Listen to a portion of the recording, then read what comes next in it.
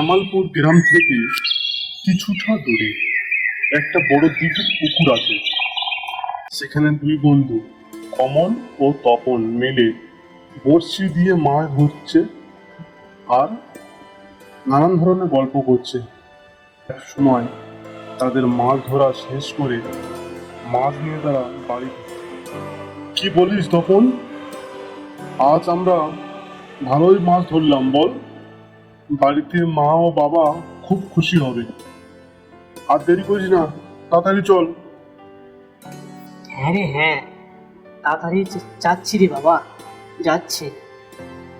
তখন রাস্তায় এক মেছো ডাইনি তাদেরকে দেখে পথ ঘিরে বলল আর বলল, তোদের কাছে ওই মাছগুলো আমায় দিয়ে দে, না হলে তোদের গাল মটকায় তোদের কাঁচা মাংস খাবো। দে বলছি, তাড়াতাড়ি দে, আর এখান থেকে পালা। ও, সেই কবে থেকে আমি টাটকা বড় মাছ খাইনি, আজ পেট ভরে খাবো। ভয়ে কমল ও তপন তখন তারা মুখে কিছু আর বলার সাহস পেল না।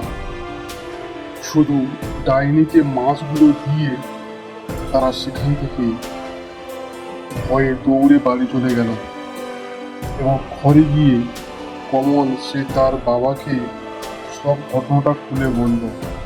তারপর কমল ও তার বাবা মিলে চলে গেল একটা তান্ত্রিকের কাছে। সেখানে কমলের বাবা তান্ত্রিককে সব ঘটনা খুলে বলল। তান্ত্রিক সবকিছু শোনার পর তাদের একটা মন্ত্রভূত মাছ দিয়ে বলল, তোরা যা, এই মন্ত্রভূত মাছটা নিয়ে কাল যেসব মাছ ধরবি তার সাথে ওই মাছ মিশিয়ে দিবি।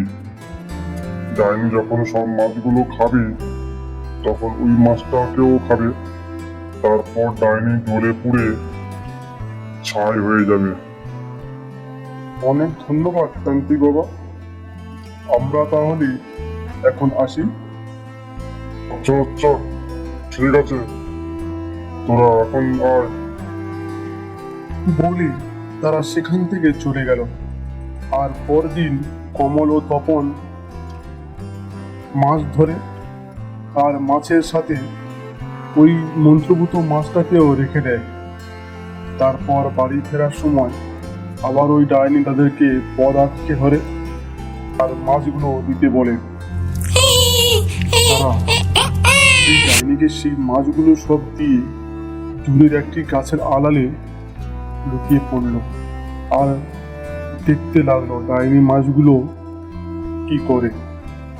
এদিকে ডাইনি সেই মাছগুলো পেয়ে সাথে সাথে খাওয়া শুরু করলো।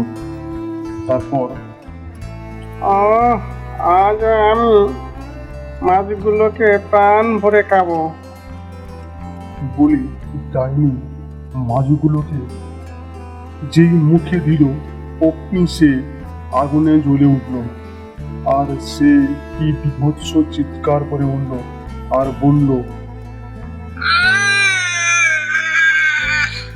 আমায় বাঁচা, আমি মরে গেলাম, আমাকে কেউ বাঁচা।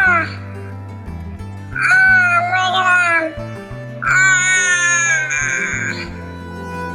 কিছুক্ষণের মধ্যে ডাইনি জ্বলে পুড়ে ছাই ভস্য হয়ে উদা হয়ে গেল।